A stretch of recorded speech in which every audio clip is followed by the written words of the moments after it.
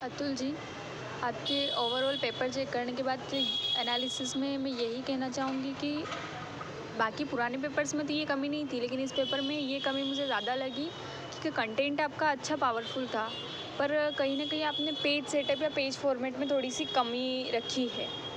अब देखो, पर जहाँ पे कमी लगी उन क्वेश्चन को डिस्कस कर लेते हैं। जो पहला प्रश्न था, 3 जलीय अशुद्धियों के नाम लिखने थे। जैसे कि आपने लिखा भौतिक अशुद्धि, तो उसका उदाहरण भी देना था, जैसे कि रंग अच्छा नहीं है या गंधहीन है, तो जो भी आपको एक उदाहरण देना था। रासायनिक अशुद्धि लिखी तो वहाँ पर भी उदाहरण देना था, जैसे कि पारे की अधिक मात्रा, इस तरह से उदाहरण देना था, तब आपको पूरे 3 नंबर मिलते वहाँ पर। फिर भूजल, भूजल में डेफिनेशन लिख दी, फिर बाद में थोड़ा सा डेफिनेशन 2 लाइन में ही सीमित रख के तीसरी लाइन में आप स्रोत लिख देते कि भूजल के स्रोत, जैसे कि वर्षा से, तालाब से, कहाँ कहाँ से भूजल इकट्ठा होता, वो 1-2 उदाहरण डालने थे बस।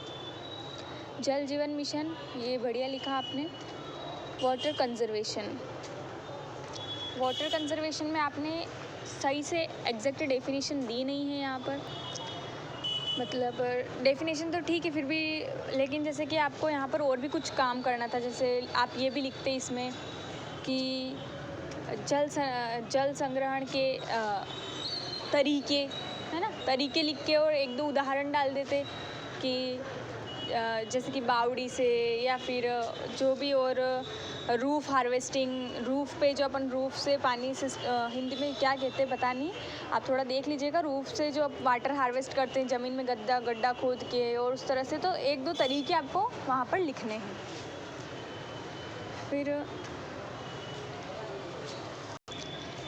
फिर ये जल संरक्षण प्रबंधन से आप क्या समझते हैं, ये शायद मैं नंबर देना भूल गई हूँ, मैंने रीड कर लिया है आंसर सही लिखा है, पर इसमें भी आपको कुछ, जैसे कि देखो, हमें हर आंसर में एक ना एक फैक्ट ऐसा पुट करना है ना कि भले हमसे आगे वाली कॉपी को अच्छे नंबर मिल गए हो, लेकिन हमसे पीछे जो भी कॉपी आए उसका आंसर, मतलब उसके नंबर कटने चाहिए। मतलब ऐसा कहने का तात्पर्य ये है कि जब आपका कोई आंसर बहुत अच्छा लगेगा मुझे, और आपका बहुत अच्छा आंसर देखने के बाद वही आंसर मैं किसी और का चेक करूँगी, तो फिर मैं उसको डेफिनेटली कम नंबर दूंगी कि यार इस आंसर को उन्होंने भी तो इतना अच्छा लिखा, तो ये भी लिख सकते थे। तो अपनी कॉपी को ऐसा ही बनाना है कि, तो उसके लिए हमें क्या करना पड़ेगा, हर आंसर में एक बैरियर डालना पड़ेगा। बैरियर मीन्स कि एक ऐसा फैक्ट डालने की कोशिश करना है जो बाकी लोग न डालें। तो उसके लिए जैसे कि जल संरक्षण प्रबंधन से आप क्या समझते हैं, आपने 2 लाइन में डेफिनेशन दे दी, और 3rd लाइन में आप किसी योजना को पुट कर दें कि इस जल संरक्षण के लिए ये योजना चलाई है, इस योजना से कनेक्ट करना। वहाँ कनेक्ट नहीं हो रहा है तो सस्टेनेबल डेवलपमेंट गोल्स जो होते हैं उसमें 17 गोल्स है, तो कोई ना कोई एक तो पानी से संबंधित होगा, तो उसको यहाँ पर लिंक करें, ऐसा फैक्ट आपसे लिंक करें, है ना। फिर अटल भूजल योजना, इसमें देखो आपने कंटेंट सही दिया है, लेकिन इसका लिखने का तरीका सही नहीं है। अब लिखने का तरीका बताती हूँ। पहले पॉइंट में आपको लिखना था शुरुआत 25 दिसंबर 2019 को प्रधानमंत्री द्वारा।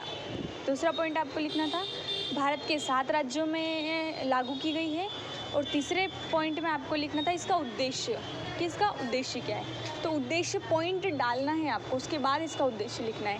तो कंटेंट आपने पूरा दिया है उसमें, पर फॉर्मेटिंग जो मैंने कही ना, वैसे पहला शुरुआत, दूसरा लागू क्षेत्र, और तीसरा पॉइंट उद्देश्य, ऐसे फॉर्मेटिंग कर दो उसकी।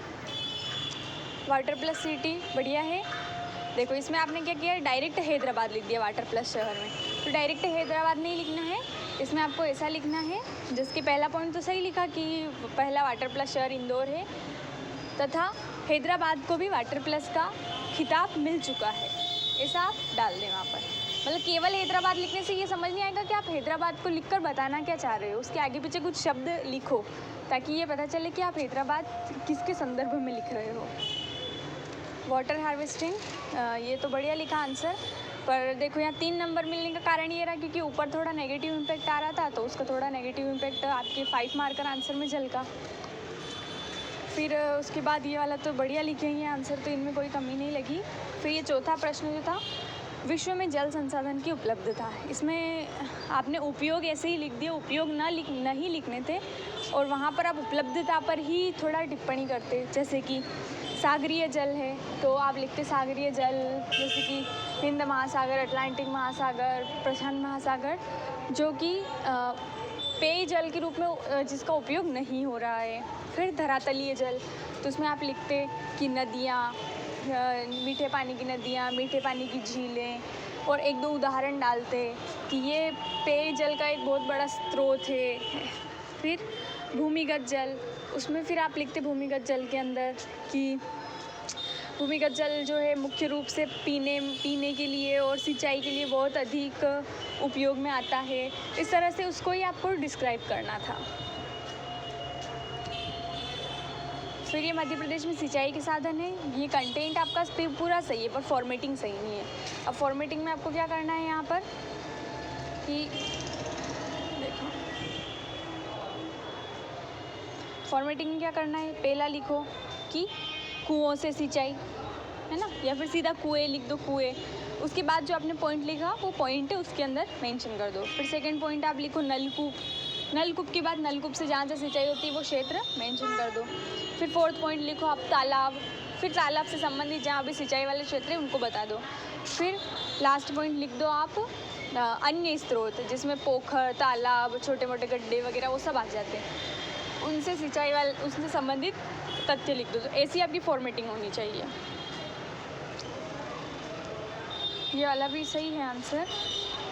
बस वही यहाँ पर भी आपको वन वर्ड पॉइंट लिखने की कोशिश करना है, उससे क्या फॉर्मेट अच्छा दिखता है, आंसर में नंबर ज़्यादा मिलते हैं। और ये वाला आंसर तो अच्छा लिखा आपने 6 मार्कर, परंतु वही कि ऊपर से थोड़ा नेगेटिव इम्पैक्ट चल ही रहा था, तो यहाँ पर भी थोड़ा एक आध नंबर का लॉस हो गया इस आंसर में। बाकी तो आंसर बढ़िया थे। और जो कमी मैंने बताई आप थोड़ा सा मतलब कंटेंट वाइज आपकी प्रॉब्लम नहीं है, प्रॉब्लम जो है आपके फॉर्मेट में है और पेज सेटअप में है, वहाँ पर आपको थोड़ा सा काम करना पड़ेगा।